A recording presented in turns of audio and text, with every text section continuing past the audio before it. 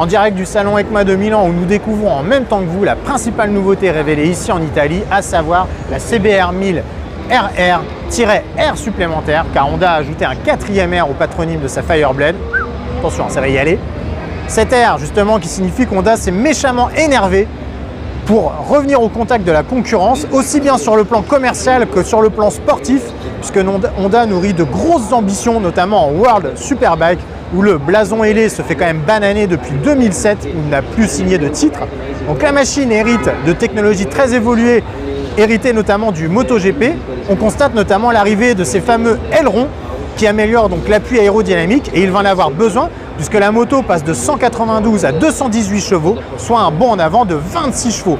Le moteur est copieusement revu à tous les étages dans cet objectif, avec des bielles, des pistons en matériaux nobles, un gros travail sur la réduction des frictions, un nouvel échappement développé avec Akrapovic, un système de distribution mixte par chaîne et par cascade de pignons. Bref, Honda a vraiment mis le paquet sur cette moto, aussi bien aussi en termes électroniques, avec notamment des assistances très évoluées, toutes renseignées par la fameuse centrale inertielle à 6 axes. Cette moto se décline évidemment comme l'année dernière en version plus luxueuse SP, avec jantes forgées, suspension pilotée par l'électronique et un quick shifter de série. Bref, voilà, vous l'avez compris, Honda est de retour.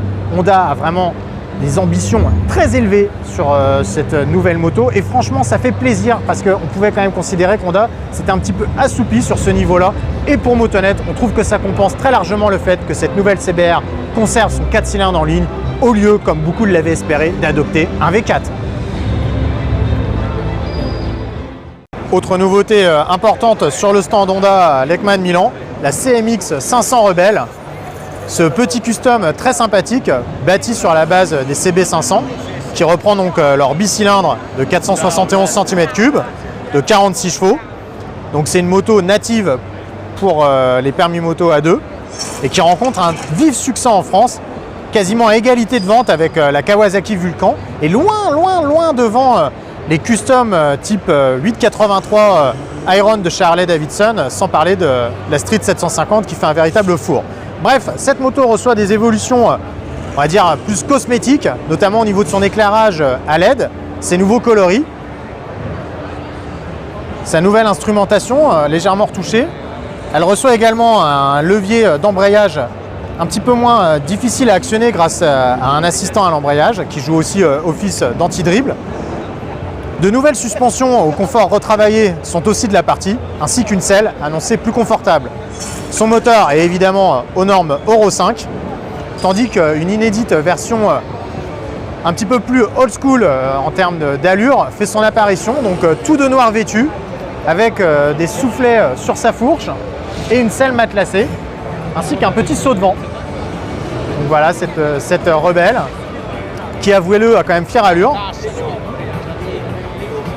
On termine ce petit tour de stand Honda en vous signalant à découvrir aussi la nouvelle Africa Twin que Motonet a testé et approuvé lors d'un stage à la fois sur route mais aussi en tout terrain. Signalons aussi l'arrivée d'un nouveau SH 125 qui est pas mal revu au niveau du design, au niveau de la capacité d'emport. Et on terminera avec la Goldwing qui a été retravaillée notamment sur un plan électronique, que ce soit au niveau de l'agrément de son accélérateur électronique. Chose étrange, hein, sachant que Motonet justement avait pesté contre le répondant à poil brutal de la première version. Donc Honda a corrigé le tir. Honda a également corrigé le confort de ses suspensions électroniques de son vaisseau amiral qui, on le rappelle, s'était incliné lors de notre duel contre la BMW K1600.